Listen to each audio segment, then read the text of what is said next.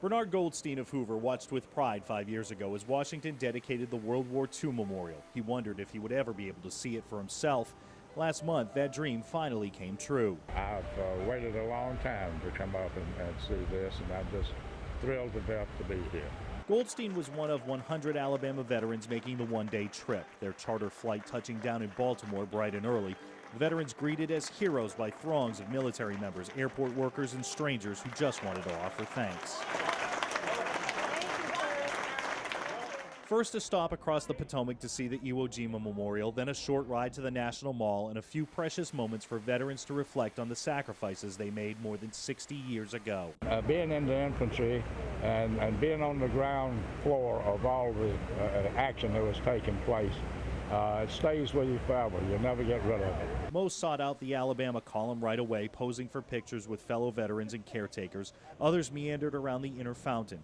The memorial isn't meant to be a reminder of war, but rather a celebration of the courage and sacrifice of 16 million Americans. At least one of my fondest dreams, I have had a chance to see it come true. It was an emotional trip for many of the Alabama veterans who had never been to the World War II memorial as they thought about their friends who never made it back from the war.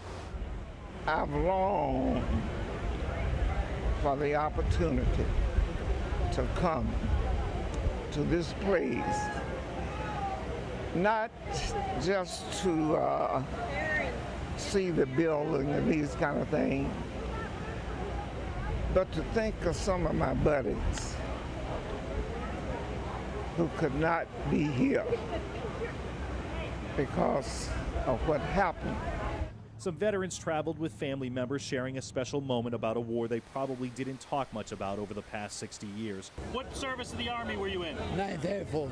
Harvey Martin of Birmingham came here with his daughter and found himself overwhelmed with emotion. Why did it bring a tear to your eyes? Because you lost so many friends. It makes you appreciate the life we have today because of his sacrifices and, of course, those that didn't return. A very emotional day. Members of Alabama's congressional delegation stopped by to thank the veterans for their service. So did Governor Bob Riley.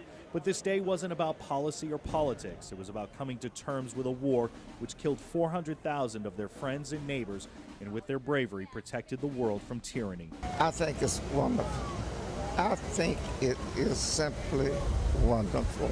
In the past year, Bernard Goldstein has started writing down his life story so his children and grandchildren can learn from his experiences, including the war.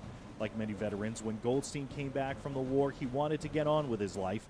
He didn't spend much time talking about what he saw. Some guys have a hard time with it. I probably will too. When I get home and try to go to sleep tonight, I'm sure that I'm going to recall a lot of things that I haven't thought of in a lot of years.